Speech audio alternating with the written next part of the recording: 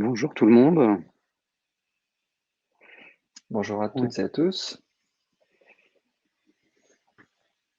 on a Je vais couper le déjà portable. quelques personnes présentes. Du coup, je vous laisse, celles et ceux qui nous ont rejoints, vous pouvez rejoindre la scène Ouais, si vous faut voyez cliquer en bas, comment ouais. faire. Voilà, il y a un bouton en bas pour participer. Rejoindre. Voilà, rejoindre plus exactement. Merci Julien.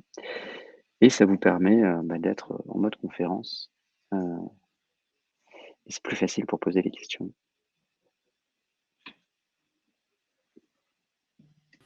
Salut, Salut Julien. salut, Salut Julien. bonjour à tous les deux. Alors même si vous ne nous appelez pas Julien, vous pouvez monter sur scène.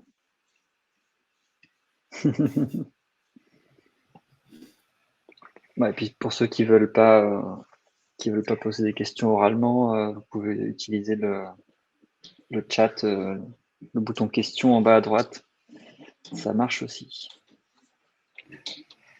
Voilà, c'est exactement ça. Le chat pour discuter, partager des infos. L'onglet questions si vous avez des questions à poser. Vous préférez les poser, euh, si vous préférez les poser à l'écrit.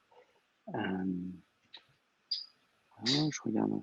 Bon, on va pas retarder plus que ça le timing. Merci à toutes et tous d'être venus pour cette première édition du Ask Me Anything. En français, posez-moi toutes vos questions. Alors pas à moi, ce sera à Julien que vous allez les poser, Julien Darguès, qui nous fait le plaisir d'être parmi nous ce matin. Julien va bien sûr se présenter. Il est entre autres président fondateur de Digital War Valley, d'Interview App et d'autres entreprises. Julien, tu vas nous présenter ça et merci de prendre le temps de répondre aux questions, de partager avec nous ton expérience, ton vécu, les moments sympas, les moments moins sympas. Je pense que c'est toujours hyper enrichissant entre entrepreneurs. Voilà, je te laisse démarrer par un petit pitch pour te présenter.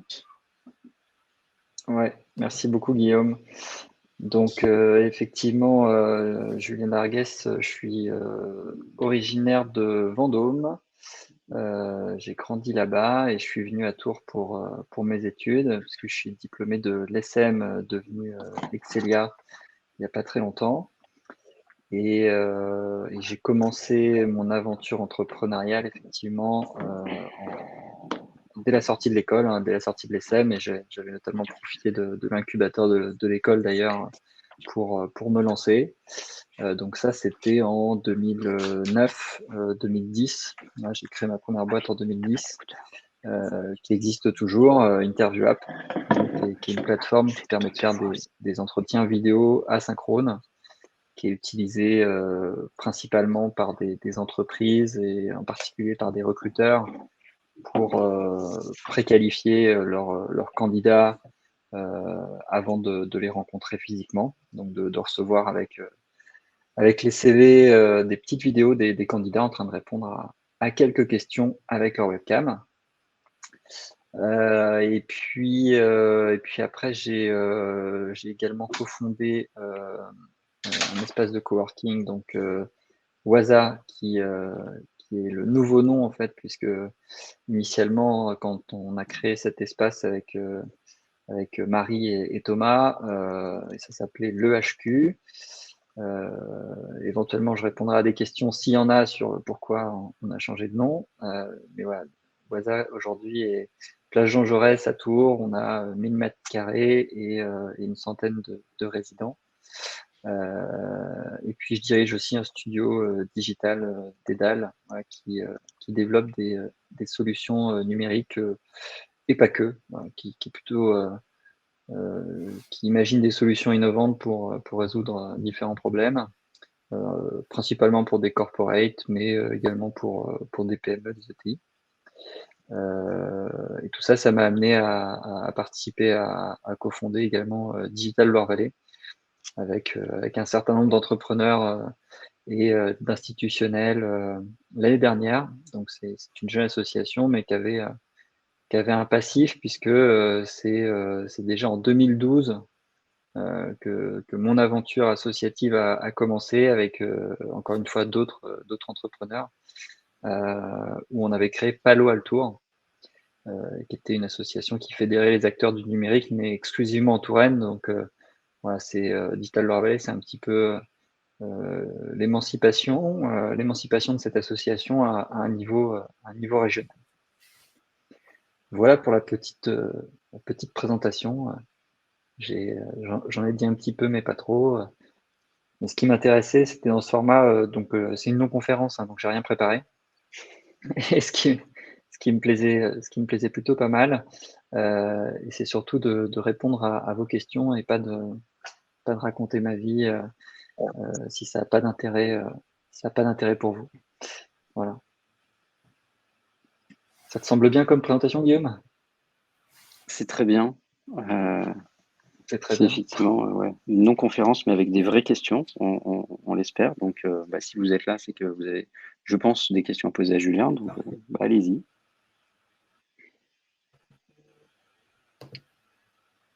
La première est toujours difficile, mais alors, il y a déjà une question. Est-ce que tu stresses? Non, je ne stresse pas, ça va. A priori, je vois pas quelle question pourrait me mettre en difficulté, donc j'ai pas de stress particulier, aucun complexe pour parler des erreurs que j'ai pu faire,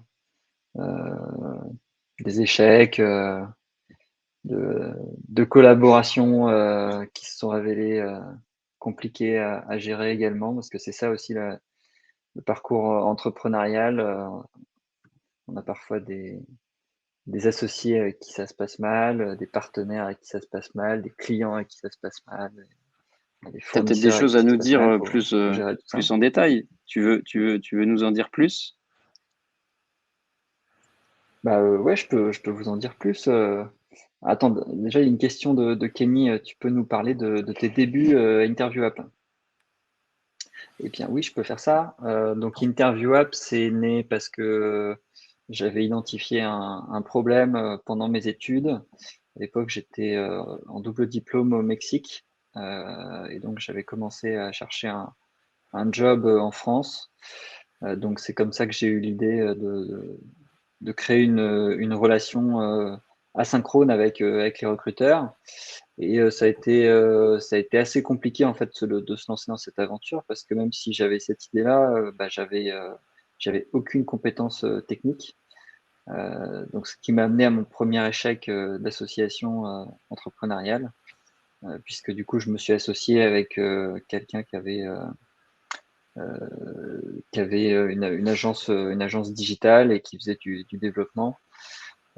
Mais du coup, lui, il n'était pas à plein temps sur le sujet, donc forcément, c'était un peu compliqué à gérer. Et puis surtout, ça consommait énormément de cash avec peu de flexibilité, parce que du coup, je faisais travailler les équipes de son agence, et donc ça passait par à l'époque, on travaillait pas en agile, hein, donc il y avait des cahiers des charges, ça prenait du temps, et puis des fois, je rencontrais un client et je me disais: «Ah bah non, c'est pas du tout ça qu'il faut faire», donc fallait déconstruire ce qu'on avait fait, donc j'avais l'impression de jeter l'argent par les fenêtres. Donc c'était des débuts assez difficiles, et donc l'argent que j'avais pu trouver pour démarrer cette aventure-là, je l'ai brûlé assez vite.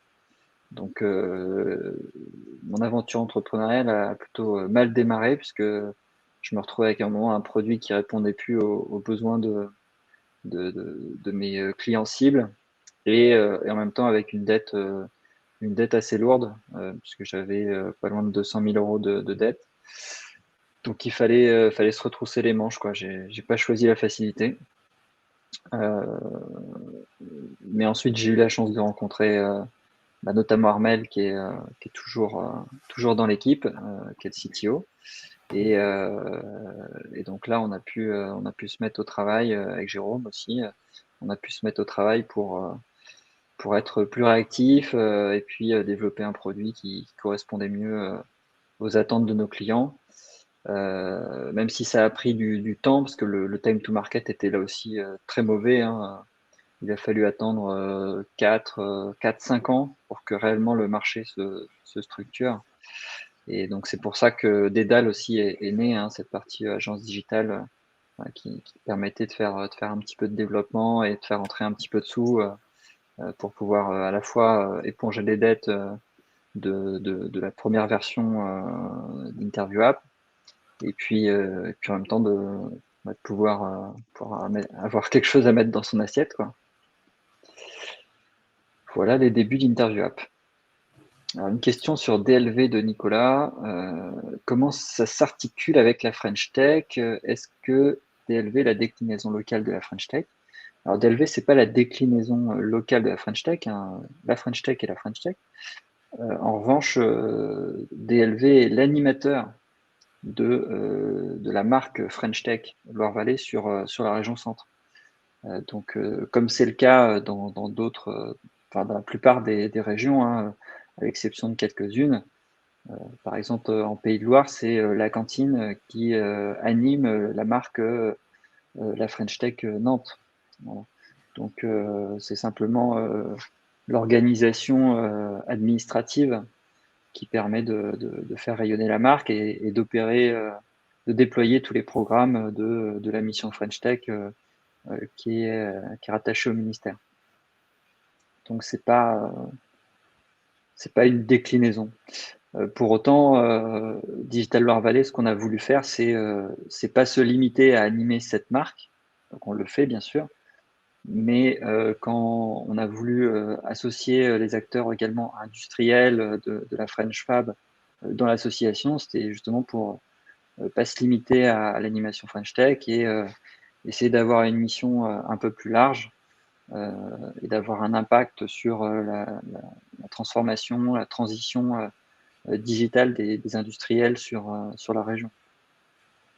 Voilà, je ne sais pas si ça répond à ta question. N'hésitez pas à monter sur scène aussi, hein, si vous voulez discuter de vive voix. Nicolas, si j'ai répondu à ta question. J'ai une question, Julien, si tu m'entends. Ouais, je t'entends, ouais. Tu m'entends? Ouais, je t'entends. Tu m'entends, Julien? Ouais. Ok. Ouais, je t'entends. Je voulais savoir au tout début, donc tu disais que tu étais associé à quelqu'un, et au final, est-ce que c'était un avantage? Enfin, je vois que c'était un inconvénient, en fait, finalement. La recherche d'associés, est-ce qu'elle est légitime ou est-ce que tout seul, tu aurais pu le faire, en fait, ton projet? Non, la recherche d'associés, elle est légitime. Et le sens de mes propos, c'est pas de dire qu'il faut surtout pas travailler avec une agence, mais en tout cas qu'il faut bien délimiter l'investissement qu'on fait pour prototyper et pas imaginer en fait une seule seconde que dans le temps c'est une situation qui est viable parce que quand on fait de la tech, à partir du moment où tout ce savoir-faire il est externalisé, bah du coup ta boîte elle n'a pas le savoir-faire en interne et très très vite tu trouves les limites. Donc c'est bien de prototyper pour faire des tests, tester un marché, mais c'est pas quelque chose de viable voilà, où tu te dis on construit quelque chose qui va être évolutif dans le temps, etc. Moi, de mon expérience, c'est quelque chose qui est compliqué à faire. Après, il y a certainement des cas où ça me ferait mentir, mais voilà, c'est simplement mon expérience à moi.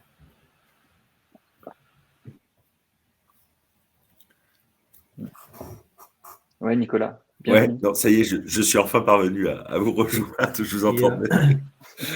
Je Je suis un très bon tech, Et- comme vous l'avez deviné. Et au niveau, donc tu l'as associé, mais au niveau de la dilution des parts, comment que tu voyais, comment tu as vu ça, si tu m'entends toujours? Oui, je t'entends toujours. La dilution, du coup, mon premier associé, il avait 10% de la société. Et après, quand il est sorti, je lui ai tout simplement racheté ses parts.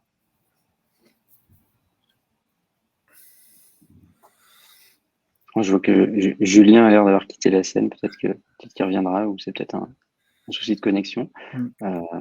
Bon, en tout cas, il Moi, reviendra. Merci Julien, pour ta réponse. est-ce qu'on m'entend? Oui, Oui, Ouais. Nicolas. ouais, je t'entends, ouais. Moi, j'ai une question sur. Enfin, on est dans un univers très proche l'un et l'autre, on se connaît. J'ai une question, moi, autour de l'action commerciale. Tu es, enfin, InterviewUp est présent en France entière et peut-être même à l'étranger. Comment tu as conçu ton action commerciale entre le local, la France et éventuellement même l'étranger? On est sur des plateformes digitales, donc une capacité de déploiement très rapide. Pour autant, peut-être moi j'ai péché par manque de présence locale et je pense que c'est toujours important, ou je crois que c'est toujours important de pouvoir s'appuyer sur comment dire, un terreau local important et une présence commerciale forte et des appuis et des recommandations locales, chose que j'ai peut-être négligée dans le démarrage de mon activité. Je voulais avoir ton avis là-dessus. Ouais, tu as absolument raison. En fait, quand j'ai démarré l'aventure, j'ai très tôt eu conscience de cette importance de l'ancrage local et c'est pour ça qu'on avait créé Palo Alto. Mhm. Parce que ça permettait effectivement de créer de la densité entre les acteurs. Et en fait, je sais plus, il y a une stat qui dit qu'on est tous reliés sur la planète à 5 ou 6 relations, Mhm. tu vois. Mhm. Donc, Ouais. quand tu arrives à créer de la concentration entre des acteurs sur un territoire, potentiellement en France, tu peux toucher n'importe qui juste en connaissant très très bien les gens de Tours en l'occurrence, Mhm. tu vois. Mhm. Et moi, je me suis beaucoup servi de ça avec une démarche, j'ai envie de dire, ouais, c'est plutôt systémique parce que l'investissement en temps qui était considérable que je pouvais mettre dans Palo Alto m'a permis de rencontrer énormément de gens qui m'ont ouvert des portes business, mais c'était Mhm. pas prémédité. Mhm. J'étais incapable de dire bah oui, je veux organiser un startup week-end et comme sponsor, il va y avoir EDF, Enedis, etc. Et que 10 ans plus tard, le DRH d'Enedis, un autre Nicolas que tu connais, serait quelqu'un de Tours que je connaîtrais, tu vois. Mhm. Et ça, je l'applique. Enfin, c'est limite dans la stratégie finalement de développement d'avoir une partie de mon temps, comme c'est le cas avec Digital Lore Valley, hein, que je consacre à des activités où je sais que c'est pas parce que j'investis un que je vais avoir deux le mois d'après. Mhm. Alors, C'est la fameuse je pense que sérendipité. ouais, ça fait me sérendipité. Ça rendrait fou une boîte qui a des investisseurs et qui te dit je mets du cash dans ta boîte, donc maintenant tu montes une armée mexicaine qui part en mode commando et qui va convertir du prospect le plus vite possible. Mais moi, c'était pas le type de boîte que j'avais envie de construire et c'est toujours pas le cas. Donc, je suis toujours dans cette démarche-là et tu vois, c'est marrant parce que juste avant qu'on démarre la session, je discutais avec Guillaume et je reçois un SMS du cabinet du ministre de l'Éducation nationale qui me propose un rendez-vous pour qu'on discute d'InterviewUp. Mais j'ai rien demandé. Mais c'est un certain nombre de choses que je fais depuis des années qui Bien sûr. amènent à ce qu'un jour, on t'envoie un SMS pour discuter. Mm. Voilà. OK. Donc, j'ai une stratégie commerciale qui est plutôt désorganisée, mais qui d'une certaine manière, produit ses fruits sur du long terme. Ouais. OK. Julien, je me permets de relayer une question que Rosa nous pose via le chat. Elle explique les déboires qu'elle a. Rosa, je ne sais pas si tu veux monter sur scène et expliquer ça un peu en live. Je te laisse quelques secondes si c'est ce que tu veux faire. Sinon, je vais de toute façon donner un peu le contexte. Rosa lance une plateforme culturelle qui s'appelle Culture Advisor et qu'elle va qu'elle va nous présenter en direct. Salut Rosa. Salut, bonjour Rosa. tout le monde. Voilà, donc nous, on est parti avec une idée qui était relativement large et qu'on a restreint pour vraiment devenir une plateforme de commercialisation de produits culturels de proximité, c'est-à-dire tous ceux qui n'ont pas de billetterie, tous ceux qui n'ont pas d'outils de communication, etc. Donc notre site a été développé par une agence dont je tairai le nom. Et la première chose qu'on leur a demandé, c'est qu'on soit autonome. C'était la première chose qu'on leur a demandé. Donc, la technologie qu'on a choisie ensemble, c'était WordPress. Et après quelques mois de retard, on n'a été livré que fin juin.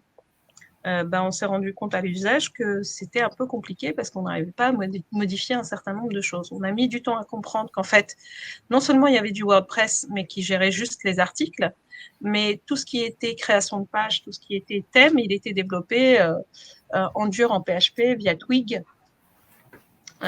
Et du coup, impossible à retoucher pour nous parce qu'on ne comprenait même pas la logique de développement derrière.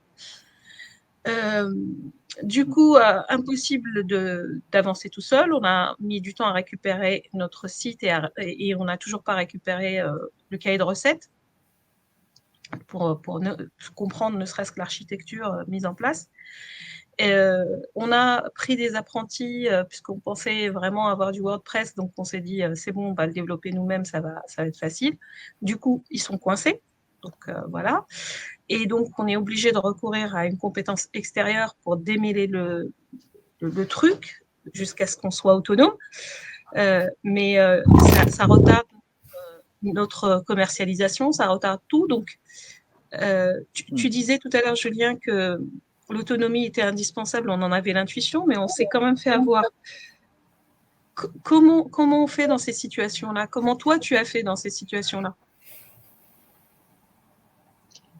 Eh bien, comment j'ai fait? Moi, à l'époque, je m'étais tourné vers Polytech à Tours. Et j'avais eu la chance de rencontrer Jérôme et Hermel, qui étaient à l'époque étudiants à Polytech. Et du coup, qui ont rejoint l'aventure, y compris en sortant de l'école. Voilà. Donc, trouver des... Et donc en internalisant. ou deux, en internalisant, absolument. Ouais. C'est ce que j'ai dit tout à l'heure, hein, tu peux faire des POC, mais construire un produit où tu te dis, là, on met all-in dessus et c'est quelque chose sur lequel on va pouvoir capitaliser, c'est te mentir à toi-même. Ouais. Désolé. Non, mais... C'est un peu dur. Ouais, si tu veux, je l'ai compris déjà physiquement il y a quelques semaines quand j'ai vu la gueule du site, en fait. Mais... Ok. On est d'accord.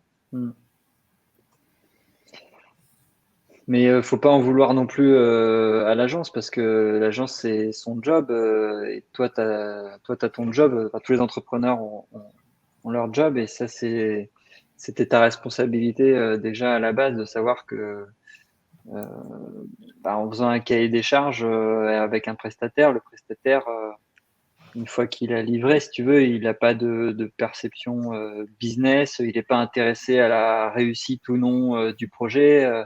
Il fait ce que le cahier des charges lui demandait, quoi. Donc, Le cahier des charges, je lui demandais de nous livrer quelque chose de modifiable, tu vois. C'est pour ça que nous, on est un peu vert de rage, parce que oui, mais c'est de la effectivement, tech. Pardon? C'est de la tech et ouais, mais c'est de la tech. Donc, avoir quelque chose de modifiable, c'est-à-dire que s'il avait dû coder en plus, parce que WordPress permet de faire plein de choses sans compétences techniques, mais s'il avait dû en plus développer des outils qui permettent justement d'être administrés par des non-techniciens pour la totalité de choses que WordPress ne pouvait pas gérer, mais ta facture, elle aurait explosé, quoi. Donc, faut avoir conscience du prix des choses. Et ça, je comprends aussi que quand on démarre, on n'a pas conscience du prix de la tech, quoi. Faire du développement, ça a un coût et ça peut très très vite monter. Quelqu'un peut te dire, bah oui, moi je te fais un site à 2000 euros et l'autre il va te dire, bah moi je te le fais pour 20 000. Mais quand tu sais pas ce qu'il y a concrètement derrière, tu te dis, oui, 2000, ça me semble bien et tu es déçu. Et même parfois 10 000, tu te dis 10 000, c'est une grosse somme. Mais ouais, mais moi je disais que ma première version, elle m'a coûté plus de 100 000 euros, hein. Donc 10 000, c'est une grosse somme. 100 000, c'est une très très grosse somme. Et il y en a qui vont t'expliquer qu'avec 100 000 euros, ils font rien.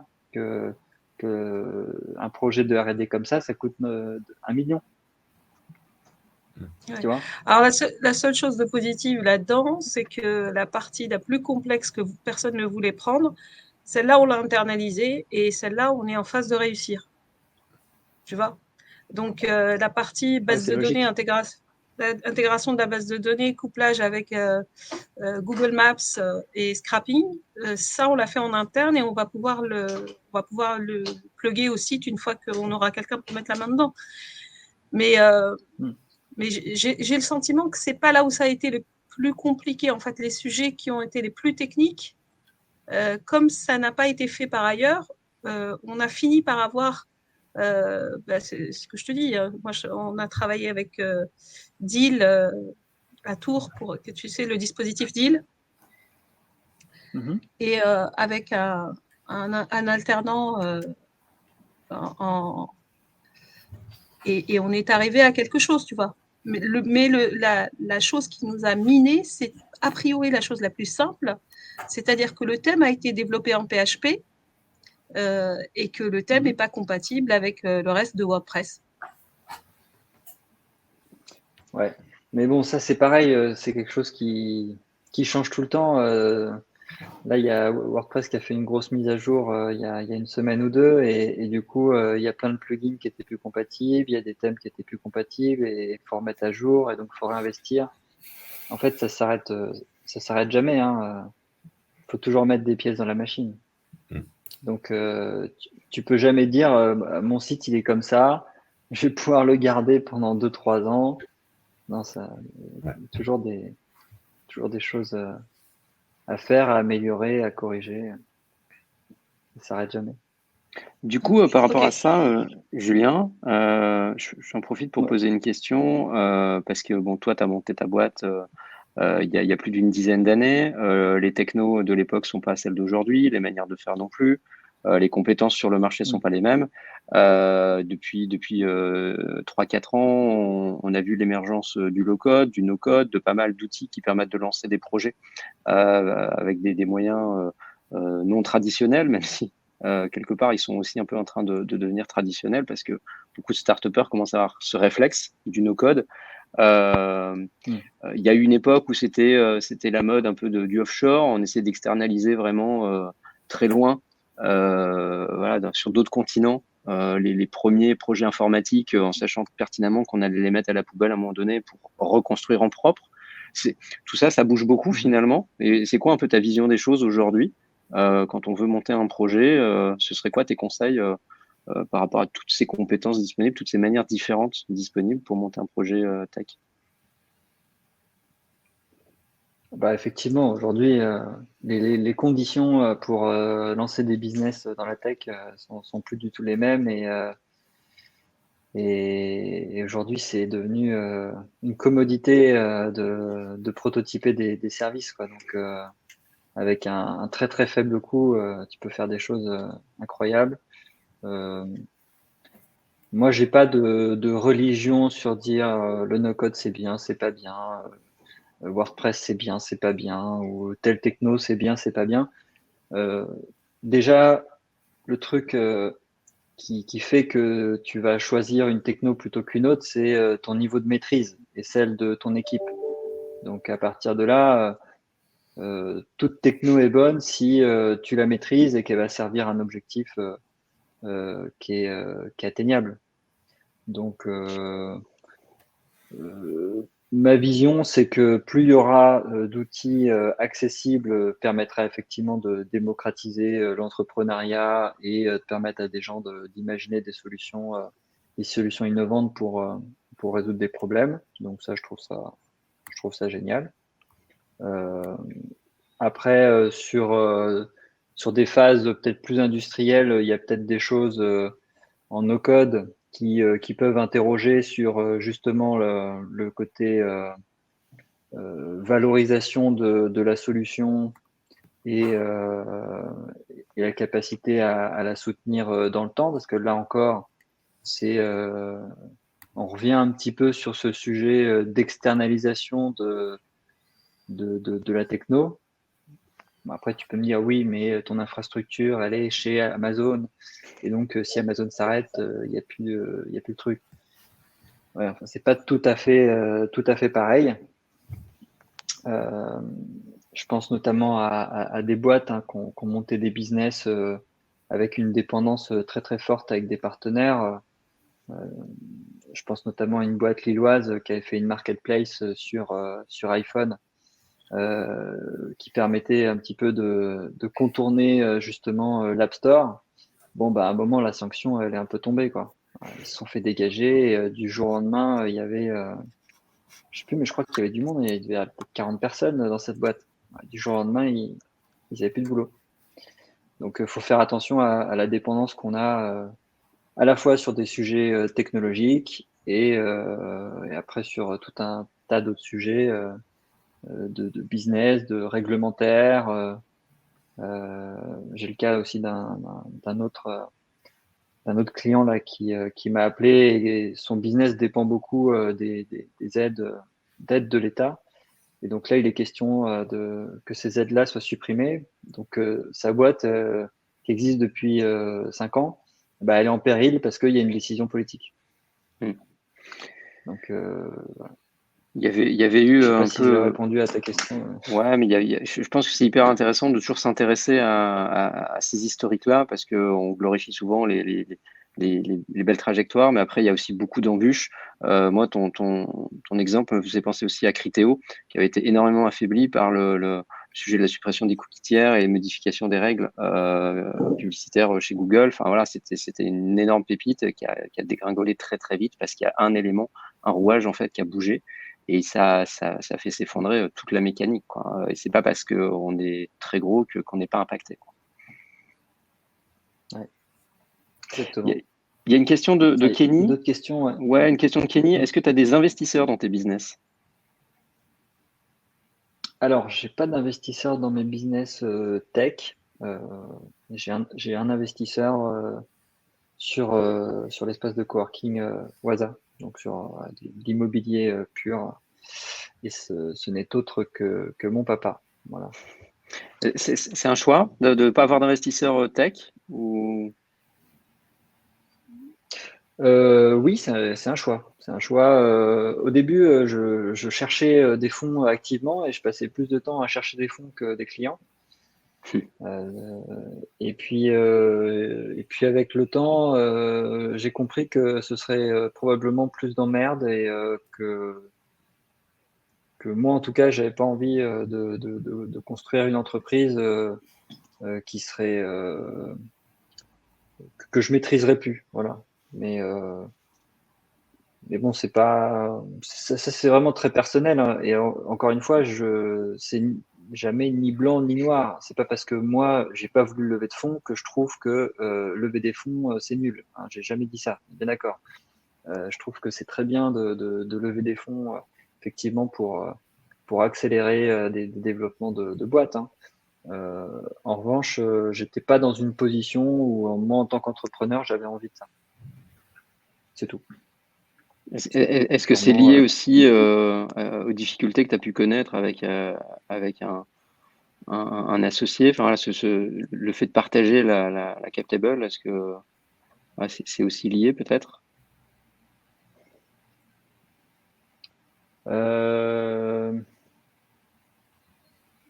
Ouais. Parce que comme tu le dis, tu prends plus seul les décisions. Enfin, quand tu commences à partager, voilà, c'est un peu moins en maîtrise de la trajectoire, quoi. C'est vrai, c'est vrai. Et je pense que ça, c'est finalement un petit peu ce que recherchent tous les entrepreneurs, c'est la liberté. Et, et en fait, tout ce qui peut entraver ma liberté, globalement, j'aime pas trop. Donc, avoir des associés dans une boîte, c'est une chose, mais que ça puisse entraver des prises de décision, là, ça me plaît un peu moins. Voilà. De façon très transparente, je suis pas fait pour ça, comme je suis pas fait pour diriger des boîtes de 300 personnes, quoi. C'est probablement pas du tout là où je serais épanoui et où je serais efficace non plus. Donc, pour autant, je l'ai jamais fait. Mais T'as encore le temps. ouais, j'ai encore le temps. Je sais pas si c'est quelque chose qui m'anime. Voilà. Et ouais, la dépendance me freine beaucoup. Ouais. Ok. Et Je relais d'ailleurs, une c'est question. pareil avec InterviewApp. Tu vois, il y a des questions stratégiques à se poser quand on édite des solutions, à savoir est-ce que, par exemple, tu vas faire des intégrations chez des partenaires qui potentiellement peuvent t'amener un volume de business important et sur lequel tu vas capitaliser, tu vas commencer à recruter des équipes, etc. Et si à un moment le partenaire il te dit c'est fini et que tu as tout construit avec lui, bon bah tu t'as généré une telle dépendance en fait que tu as mis en péril ton propre business. Donc ça c'est des choses pareilles sur lesquelles je suis devenu peut-être trop prudent, mais je suis hyper vigilant par rapport à ce genre de réflexion, quoi. Après, Même c'est si c'est des l'expérience. opportunités business qui peuvent être géniales, hein. Voilà. Moi j'ai juste des barrières peut-être idiotes, très personnelles, qui font que j'analyse tout ce qui peut entraver ma liberté et la liberté de la boîte, des boîtes en général. Ok, très clair. Il y a plusieurs questions là. Je rebondis. Je garde la question de Julien sur le côté parce que je vais rebondir sur une autre question de Kenny parce que il fait référence à ce que tu viens de dire. Comment tu fais justement pour passer plus de temps à aller voir tes clients plutôt que des business angels, des fonds, etc. Comment tu t'appliques ça? Est-ce que tu dis du jour au lendemain, c'est bon, j'arrête d'aller voir des fonds, ou est-ce que tu consacres un temps dédié? Enfin, comment ça s'organise? Je pense que tu trouves des BA hyper facilement quand tu as plein de clients. Voilà, donc en fait, aller voir des BA, il faut bien choisir son moment pour être hyper efficace. Parce que si tu y vas trop tôt, tu perds ton temps. Si tu n'as pas de clients, si tu n'as pas du track record. Et en plus, quand tu es primo-entrepreneur, que c'est ta première boîte, que tu n'as pas de track record dans ton parcours sur ta capacité à bien gérer l'argent qu'on va te confier, bah, tu perds quand même beaucoup ton temps, quoi. C'est pour ça qu'après, tu es dégoûté et tu vois dans la presse, il y a des mecs ou des filles qui lèvent des fonds assez facilement. Bah ouais, mais avant, ils ont monté 3 boîtes qu'ils ont revendues et donc ça convertit tout de suite. Donc, non. Moi, je pense que ton énergie, Kenny, c'est surtout d'aller voir des clients, de signer des deals et tu auras des opportunités d'accélération parce que aller chercher des fonds, c'est pour accélérer, c'est pas à ton niveau de maturité, c'est pas pour faire de la R&D, quoi. C'est pas possible. Enfin, si tu y arrives, bravo, mais c'est pas dans la logique des choses. Alors justement, sur la partie, j'allais dire un peu séduction, enfin, quand tu vas contacter et discuter avec des BA ou avec des potentiels partenaires, tu pitches. Et j'en arrive à la question de Julien qui nous dit, quand tu pitches ton projet, est-ce que tu fais signer un NDA? Est-ce que tu recommandes de le faire? À quel moment? Par rapport à quel type de projet ou d'interlocuteur? C'est quoi ta vision des choses? Effectivement, j'étais préoccupé par ce genre de truc il y a 13 ans. Mais aujourd'hui, plus du tout, puisque les idées, elles valent pas grand-chose. En tout cas, dans notre industrie, ce qui fait la différence, c'est la capacité à exécuter rapidement. Les idées, c'est 1% du travail. Donc, moi, je ne perds jamais de temps avec ça. Mais si Pénélope de l'INPI était là, elle me dirait que c'est une bêtise. Probablement. Encore une fois, tout ce que je partage, ça reste des opinions très personnelles par rapport à mon parcours, à mes expériences. Dans d'autres cas, c'est certainement pas possible de traiter comme ça. Mais je mise davantage sur l'exécution, sur l'action que sur essayer de me protéger, de pas trop en parler, pas trop en dire. Voilà. Sans doute que le sujet du NDA s'applique peut-être à un stade de maturité un peu plus avancé, c'est-à-dire pas quand on est au stade de l'idée, mais quand on a un produit avec peut-être une techno un peu spécifique, où on sait qu'on est sur un marché assez concurrentiel et que la R&D est quand même, a besoin d'être maintenue secrète. Et c'est peut-être à ce moment-là, mais ça demande quand même un niveau de maturité, notamment technologique, qui est pas celui du stade de l'idée. En fait, ma démarche, qui est encore une fois très personnelle, c'est que si tu fais signer des trucs, si tu déposes des brevets, c'est que derrière, il faut avoir la capacité à les défendre. Parce que si jamais tu n'as pas cette capacité-là, bah, ça ne sert à rien. Il y a des gens, notamment Nicolas, je te vois à l'écran, je sais que tu as eu des expériences dans ce domaine. Si tu veux en parler, je peux en parler pour toi, donc si tu n'as pas envie d'en parler, t'en parles pas, mais si tu veux en parler, je pense que ça peut être pas mal. Déposer même du code source. Là, j'ai vu passer une pub par mail qui me proposait de sécuriser mon code chez pas un notaire, mais un huissier ou quelque chose comme ça pour tester que c'est mon code, que c'est machin, etc. Après, s'il y a un mec ou une nana, peu importe, mais qui prend mon code, qui va aux Philippines et qui met ça sur un serveur disponible worldwide, bon, ben, il va falloir que je passe du temps en justice. Ça va prendre beaucoup de temps. Ça peut être en années. Et si tu as le temps de mourir 3 fois dans l'industrie du numérique. Donc, voilà, faut être prêt à ça. Sinon, si on n'a pas cette vision-là, d'être en capacité de défendre ce genre de choses, il faut arrêter de perdre son temps. Ouais. Puisque tu m'y invites, je peux en dire quelques mots. D'abord, effectivement, une idée n'est pas toujours brevetable. Donc, déposer un brevet, il y a des conditions quand même. Enfin, un concept, c'est pas facile à breveter. Ensuite, c'est effectivement, comme tu l'as dit, Julien, c'est le time to market, c'est donc l'exécution qui fait que tu prends le marché pour lequel tu as été le premier à avoir eu la bonne idée, si tant est qu'elle soit bonne. Voilà. Et ce qui, effectivement, n'empêche pas le fait d'être pillé, c'est-à-dire que des gens copient. Alors, il ne s'agit pas forcément de copier le code, hein. Il suffit de copier l'idée et de la redévelopper soi-même, parfois même mieux. Et on se retrouve effectivement avec des gens. Bon. Moi, j'ai entamé une action judiciaire auprès de gens qui nous ont vraiment clairement volé, hein. Ils ont été sur le serveur de développement de la société. C'est quelque chose d'inimaginable. C'est comme si le patron de la R&D de Google allait sur le serveur de développement de Microsoft et allait regarder le mode de fonctionnement des futurs logiciels. Donc, c'est ça qu'ils ont fait, ces gens-là.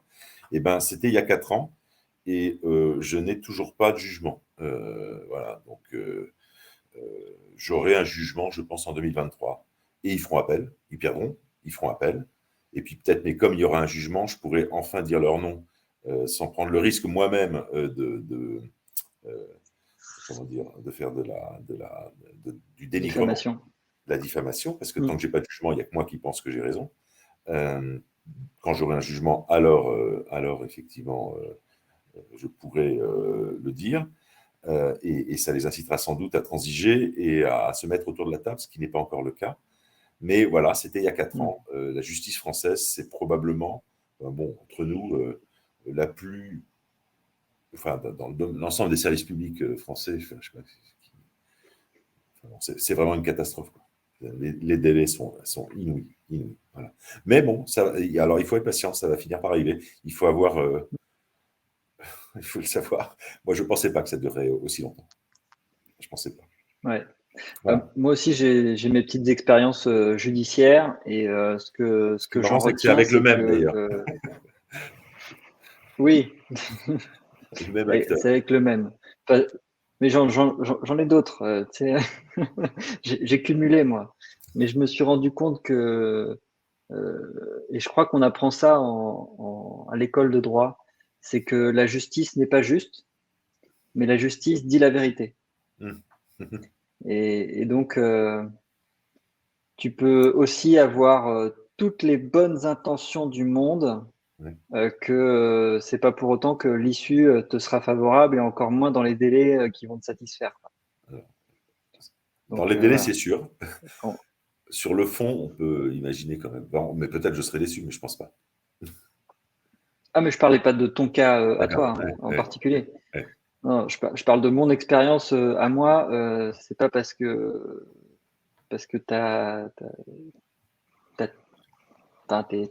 t'es bien fondé, si tu veux, sur ce que tu demandes, mais c'est pas pour autant que la justice est juste. Voilà. Il y a d'autres On questions. ferme cette petite parenthèse. Il y a d'autres questions. Certains vont vouloir creuser, tu sais. Ouais, sans doute. Romain qui nous demande, connais-tu des dispositifs également pour intégrer un salarié et uniquement lui dans le capital? Je suis pas sûr de tout à fait un comprendre salarié la et question. uniquement lui. Ouais, bah, un salarié ou quelqu'un d'extérieur, tu sais, c'est la même chose. Si ce n'est que tu peux notamment distribuer des actions gratuites, par exemple, à des collaborateurs. Ça peut être une forme de rémunération. Voilà. Oui, mais là, la c'est seule dans qui des me vient plans, comme ça en c'est dans des plans tête. collectifs, hein. Les actions gratuites, les choses comme ça. Et là, je pense que la question, c'est de centrer l'ouverture du capital à un individu. Donc, ça peut être soit à travers une augmentation de capital qui lui est réservée, Soit une bien, cession. Ouais. soit, mais dans des conditions de marché qui soient à peu près raisonnables, et c'est peut-être, soit ça peut être une cession, c'est-à-dire que sur 100% des parts que tu possèdes, tu peux choisir de céder ou de faire une promesse de cession, ce qui est aussi possible, à l'individu en question. Alors, ça Et puis après, tu peux aussi éventuellement. Ouais. Effectivement, tu as plein de mécanismes différents qui peuvent être mis en place. Ça dépend de l'objectif poursuivi. C'est quoi? C'est de fidéliser le collaborateur? J'imagine. Romain, tu pourras préciser ta question si tu veux, ou même intervenir en direct en cliquant sur rejoindre dans l'intervalle. Du coup, Nicolas, puisque tu es là, tu avais une question sur l'action commerciale et marketing. Ouais. Tu veux la poser peut-être? Oui, en fait, je l'ai posé par écrit. L'idée était de savoir s'il était possible au sein de DLV d'avoir un rendez-vous régulier ou des formations, mais très opérationnelles, très pratico-pratiques sur l'action marketing et commerciale dans le domaine du digital. Voilà, c'est-à-dire tout ce qui est marketing automation, les réseaux sociaux, l'articulation réseaux sociaux, marketing, relance. Je pense que il y a des basiques là-dedans que tout le monde ne maîtrise pas.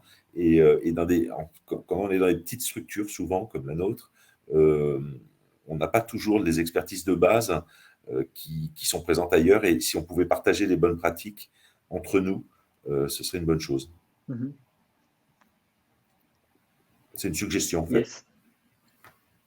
Eh ben non, mais c'est une très bonne suggestion, hein. Effectivement, en plus, on teste tous des outils différents. Moi, j'avais pas mal joué avec. Il y avait la Growth Machine, il y avait Wallaxy, anciennement Prospectine. Il y a des outils après qui te permettent de faire du test d'email, par exemple. Il y a Zero Bounce que j'avais utilisé, des outils pour faire de l'enrichissement de bases de données comme Drop Contact, qu'on utilise aussi beaucoup chez InterviewApp. Tu donnes simplement un nom de personne et il va te retrouver les emails, la boîte, le SIRET, le numéro de téléphone, etc. Donc ça peut être intéressant à regarder. On avait pas mal testé aussi des outils type Lemlist pour envoyer des messages personnalisés. Bon, je pense que ça peut faire l'objet effectivement d'une session, voire même de rendez-vous réguliers spécifiquement sur le sujet, parce que ça évolue pas mal cette industrie-là. Il y a de nouveaux outils en permanence. Ouais. Alors, il ne s'agit pas forcément d'avoir l'outil le plus récent, le plus puissant, etc. Mais déjà, parce que ensuite, il faut le maîtriser. On ne va pas en changer tous les 15 jours ou tous les mois. Mais je parle plus de méthode. La difficulté, c'est de faire des combos. Hein. Enfin, moi, ce que j'ai remarqué, c'est que si tu veux, l'outil miracle, il n'existe pas vraiment. Et donc, tu as besoin en fait de faire circuler de la data entre plusieurs outils pour arriver à construire ta sales machine. Et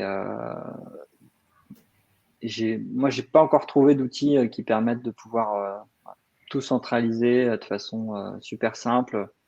Notre sales machine, elle a 4 ou 5 outils différents par lesquels on fait transiter de la donnée pour l'enrichir, pour la valider, avant de pouvoir la rendre exploitable. Déjà, cette expérience-là, elle est super précieuse. Ouais.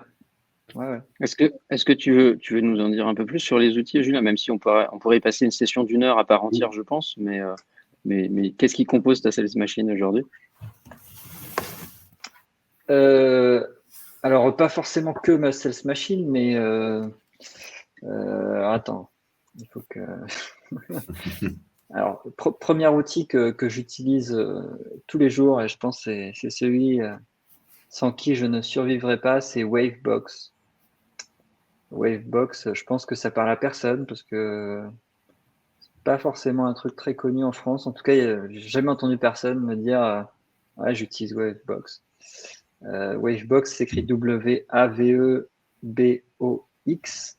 Et donc ça me permet d'organiser toute ma vie avec tous mes onglets, voilà, tous mes différents comptes, tous mes différents emails aussi, parce que j'ai l'email d'InterviewApp, j'ai l'email de Dédale, j'ai l'email de Waza, j'ai l'email de Digital Lore Valley, j'ai l'email d'Excelia Alumni, etc., etc. J'ai mon email perso.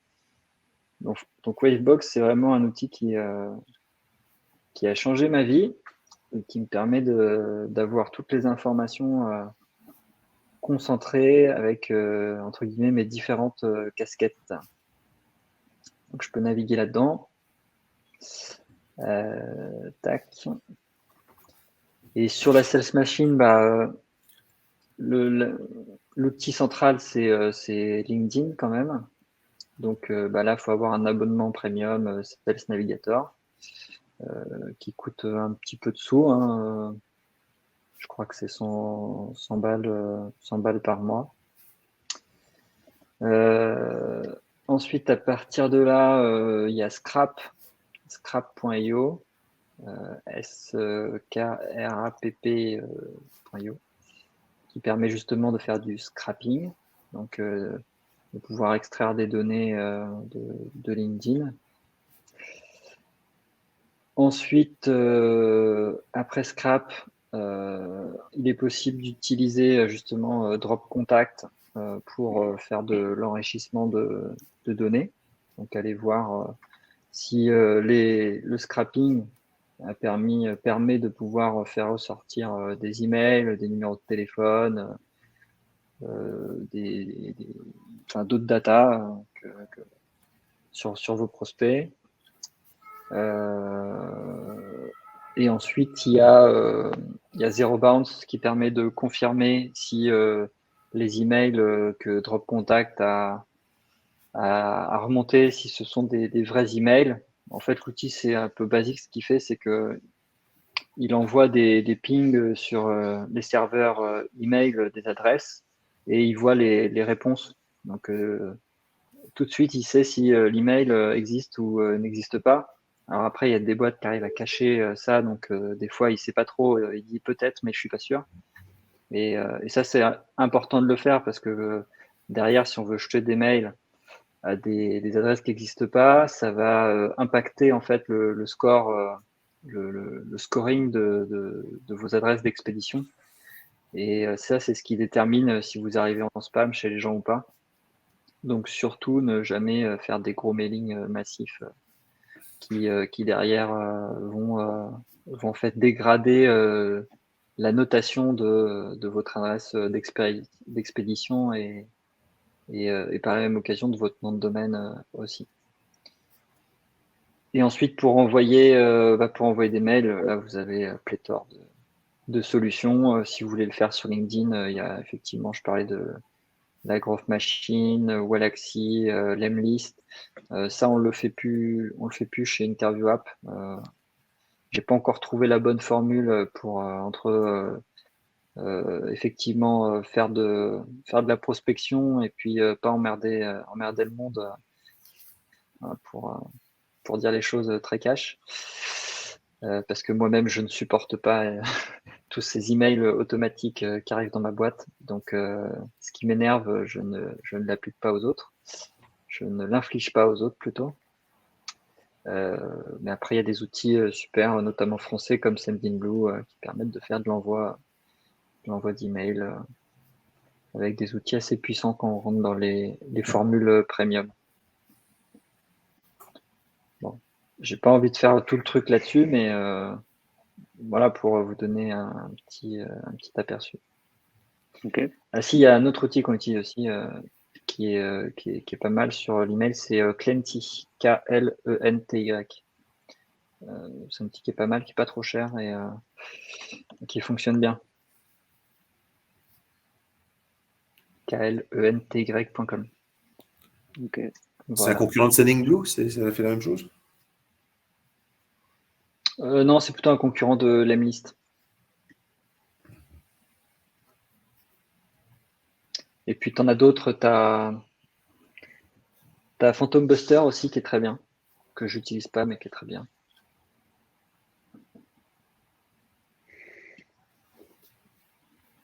Ok, j'ai mis les liens des différents outils dans la partie chat, si vous voulez les récupérer. Merci Julien pour ces éléments. Il y a d'autres questions. Alors, Thomas nous demande si tu peux donner des chiffres en termes de CA, j'imagine. InterviewApp, Waza, ou peut-être par rapport à des positions de marché. Voilà, je sais pas ce que tu estimes le plus pertinent. Oui, InterviewApp, on n'est pas une très très grosse boîte, puisqu'on fait. Je pense qu'on arrivera à faire des meilleurs chiffres là dans les prochaines années parce qu'on développe des nouveaux marchés, notamment dans l'éducation, qui sont plus porteurs que ce que j'avais imaginé.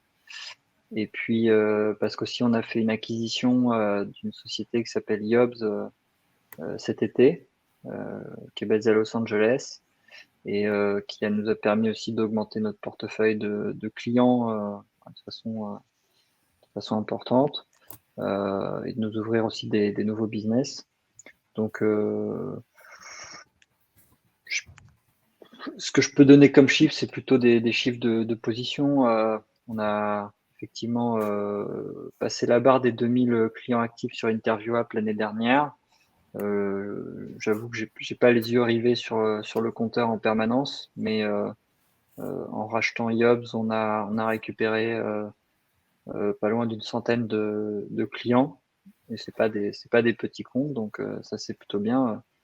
Même si on avait des clients communs, parce qu'on avait déjà commencé à travailler ensemble un petit peu par le passé, comme des Nissan au Japon, des Leroy Merlin en Italie, des Manpower aux US, qui nous permettent de pouvoir prendre des positions sur ce marché. Et également, ce qui était intéressant avec cette acquisition, c'est que on a également maintenant des collaborations avec des concurrents qui en fait avaient intégré la technologie Yobs dans leur plateforme d'entretien vidéo.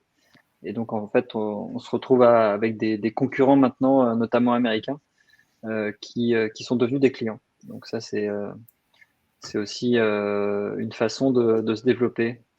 Comme quoi, c'est assez vrai de se dire que voilà, on a des concurrents, mais il y a toujours des zones de coopétition. On peut se bagarrer sur certains points et puis en même temps collaborer sur d'autres. Donc voilà. Et il y a d'autres technos, j'imagine, des du positions coup. de marché. Il y a d'autres technos? Non, je veux dire, il y a deux technologies entre la société que tu viens de racheter aux États-Unis et la vôtre d'InterviewApp. C'est deux technos différentes puisque elles cohabitent ou Oui. alors il y en a qu'une qui va rester?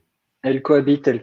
Non, elles cohabitent. Pour l'instant, on a gardé Yobs, notamment parce que c'est intégré chez d'autres concurrents. Je pense notamment à Kira Talent, qui est une boîte canadienne, mais qui est archi leader sur toutes les universités américaines pour le recrutement d'étudiants. Ils ont complètement le monopole quasiment sur ce marché-là là-bas. Et Yobs fait de l'analyse linguistique, donc fait de l'analyse sur comment les gens s'expriment pendant leurs entretiens vidéo sur Kira Talent. C'est le cas aussi chez d'autres. Je parlais de Nissan au Japon. En fait, Nissan au Japon, ils utilisent Cameo, qui est un de nos concurrents en fait aux Pays-Bas, je crois. Je sais plus s'ils sont Grande-Bretagne ou Pays-Bas ou Allemagne. Mais voilà, du coup, c'est devenu un client qui fait exactement la même chose qu'InterviewApp en fait. Donc voilà, notre intérêt, c'est pas de leur retirer, et c'est plutôt de continuer à avoir des bonnes relations avec eux et de développer InterviewApp. On va pas chercher à aller dire à Nissan, bon, c'est bon, maintenant que c'est Yobs que vous vouliez finalement dans Cameo, donc passer sur InterviewApp, il y a la même chose. Je veux pas avoir ce type de démarche, si tu veux. C'est pas faire. Ouais. Je préfère qu'ils continuent à faire du développement commercial en vendant Yobs à d'autres clients.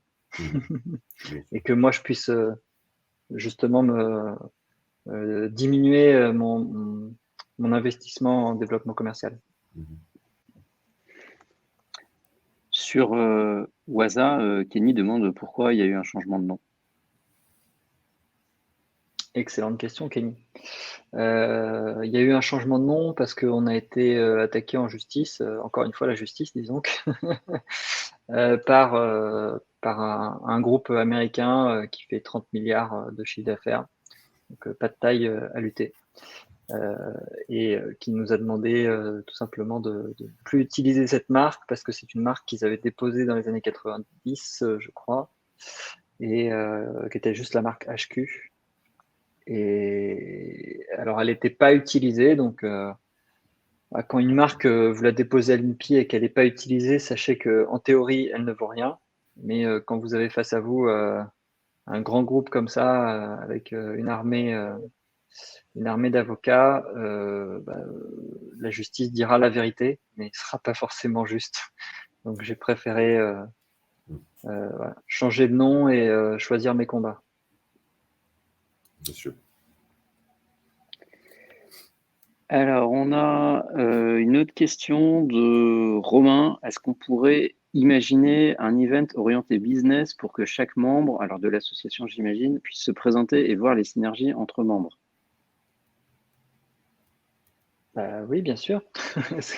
Et, et du coup, quand il y a des idées comme ça, moi, je propose même à ce que ceux qui les proposent puissent s'impliquer dans la construction de ce type d'événement, avec bien sûr Guillaume et toute son équipe qui est là pour apporter des fonctions support dans l'organisation, dans la communication, etc. Mais voilà.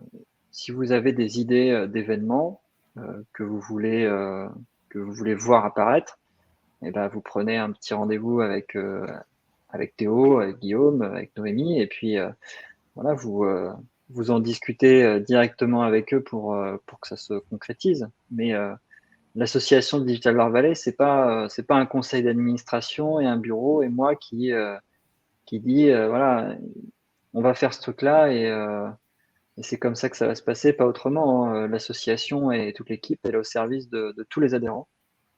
Donc, s'il y a un adhérent qui a envie de faire un truc, eh bien, go quoi.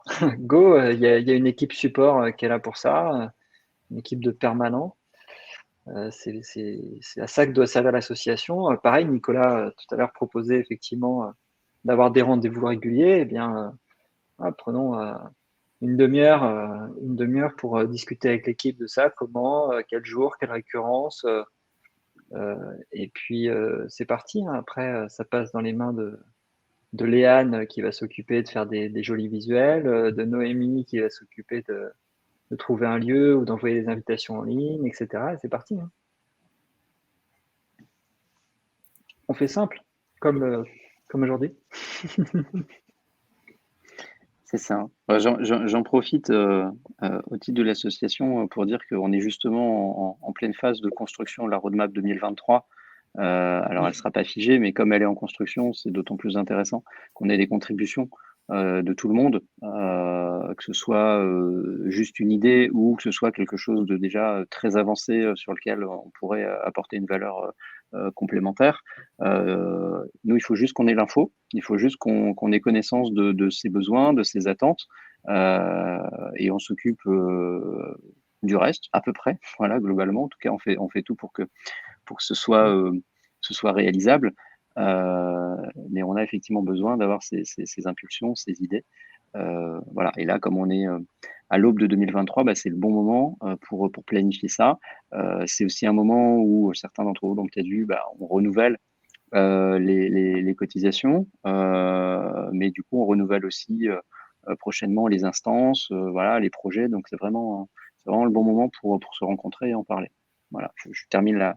Je ferme la parenthèse auto-promo sur l'association, mais c'est important de donner des éléments de compréhension sur comment ça fonctionne et ce qu'il est possible de faire. T'as bien fait, hein. L'asso, tout ce qui est mis en place, c'est vraiment au service des membres. Je pense notamment aussi aux relations presse, relations publiques, hein. J'ai vu que tu m'avais envoyé des articles de presse là, qui étaient sortis sur Digital Loire Valley, sur des adhérents qui ont été obtenus grâce à l'agence parisienne G&G qui travaille pour Digital Loire Valley. Bon, voilà, c'est à ça que c'est un lasso à servir ses membres, hein. C'est ça. Il y a à la fois, un travail du quotidien qui va servir sur le long terme et puis des actions plus ponctuelles à travers des événements, des ateliers, hein, comme le proposait Nicolas. C'est des choses qu'on peut facilement mettre en place. Romain nous dit dans le chat, petit déj au labo. Oui, avec plaisir. Il faut savoir que on travaille avec l'équipe du labo, avec Julien, avec Léo, etc. Donc ça, c'est des choses qu'on peut mettre en place voilà, assez facilement. Mais c'est bien aussi que les uns les autres participent et mettent la main à la pâte, comme tu viens de le dire, Romain, effectivement, pour créer comment dire, ces communautés locales. Voilà, même si on a un rôle régional, il y a toujours des communautés locales, hein. Julien, tu parlais de Palo Alto au début. Voilà, il y a aussi, il y a toujours besoin d'avoir ces communautés locales, cet ancrage pour faciliter les échanges, faire grandir le réseau, etc. Voilà. Nicolas, tu dois nous quitter. Ouais. Salut. Au revoir. Merci pour Merci, ta participation. Julien, si tu as encore quelques instants, je vois que l'heure est écoulée. Il y a une question que j'ai laissé passer tout à l'heure, c'est Thomas qui demandait est-ce que tu es capable de faire la liste de tous tes engagements, de toutes les, voilà, de tous les, je ne vais pas dire les mandats, il y en a, c'est des mandats, mais des fois, c'est juste du temps que tu passes voilà, à donner. Et ce serait un joli défi que d'essayer de recenser un peu tout ce que tu fais. La question qu'il y a derrière tout ça, c'est comment tu gères. Alors, il y a des outils, mais bon, tes journées font toujours que 24 heures. Et même si je veux bien croire que tes nuits soient peut-être plus courtes que, que la moyenne des nuits des, des autres, à un moment donné, comment tu gères? Je vais pas faire la liste parce qu'elle est quasiment sur mon profil LinkedIn. Donc, si vous voulez aller jeter un œil à la liste de mes activités, vous pouvez y aller. Après, il y a des choses qui prennent moins de temps que d'autres, hein, forcément. Euh, Par exemple, je suis aussi administrateur du Crédit Agricole. Bon, bah ça me prend un conseil d'administration une fois par mois à peu près. Bon, bah ça c'est 2 heures une fois par mois. Ok.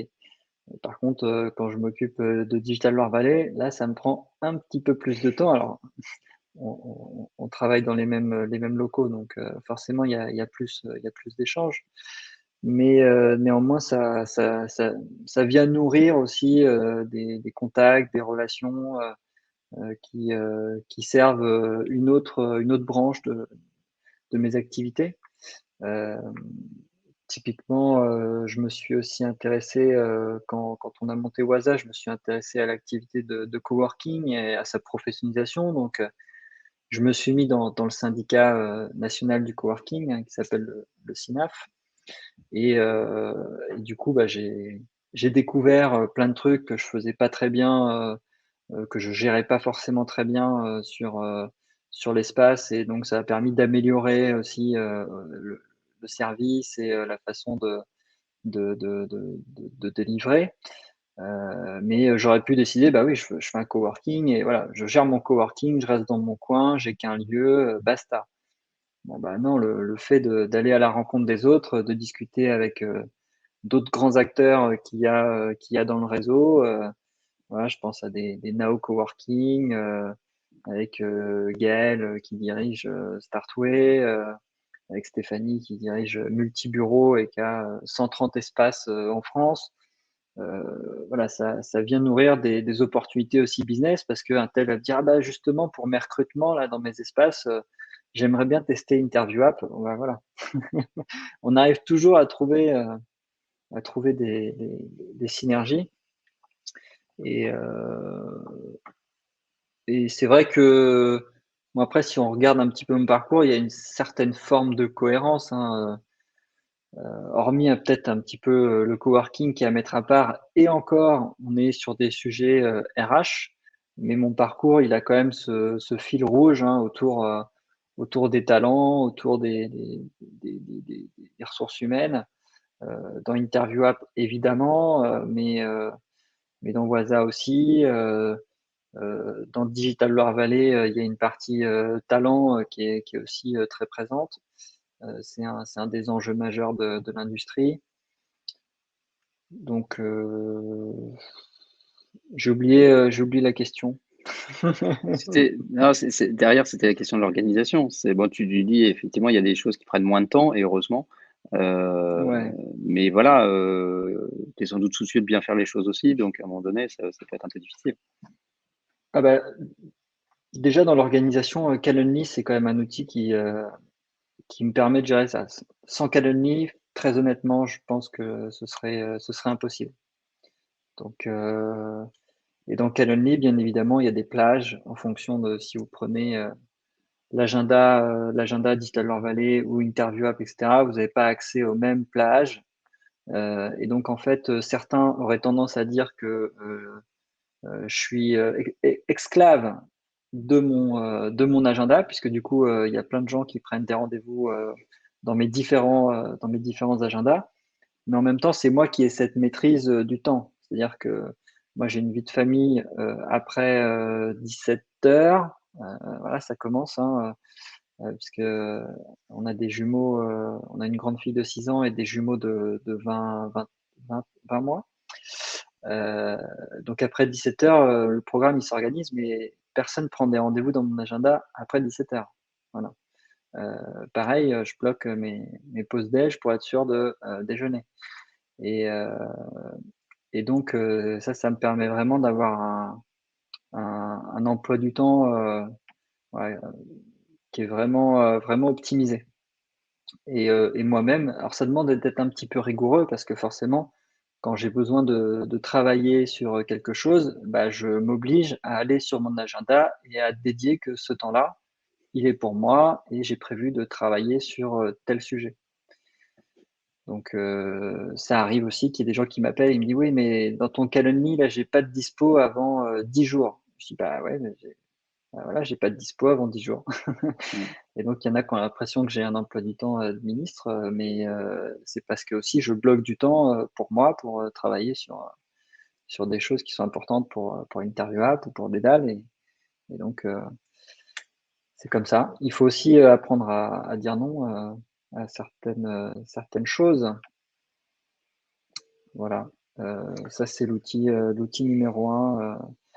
Et puis après, j'ai la chance aussi voilà, de travailler en famille. Donc, en termes d'organisation, avec Marie et Thomas, c'est beaucoup plus simple, je pense, à gérer que dans les structures avec des salariés traditionnels, quoi. Je suis bien entouré. Voilà. Je pense que tout seul, je serais incapable d'arriver à gérer toutes ces casquettes et que du coup, j'ai beaucoup de chance de les avoir tous les deux. Et Armel aussi sur Interview-App, mais voilà, c'est la condition sine qua non, je pense, pour arriver à faire tout ça. Sans eux, je pense que je serais obligé de me désengager de pas mal de choses. Super, merci pour ce témoignage. Bon, ça fait 1h15 qu'on est ensemble. S'il n'y a plus de questions, bah, je vais te laisser peut-être le mot de la fin, Julien. Et bah, le mot de la fin, Thomas, c'est beau. Mais oui, il C'est faut. bon. Non, bah, le mot de la fin, je trouve que le format est intéressant. Faudrait peut-être voir un petit peu comment libérer peut-être un peu plus la parole. C'était Mhm. chouette que Julien et Nicolas interviennent directement. En tout cas, j'ai trouvé ça plutôt cool. Et puis, bah, j'espère que le format va être reconduit avec d'autres invités, que je pourrais moi-même cuisiner un petit peu, parce Mm. que même après 13 ans d'entrepreneuriat, bah, on découvre toujours des bonnes et on continue de faire des bêtises. Donc, voilà, j'espère à très vite pour le prochain AMA. Voilà.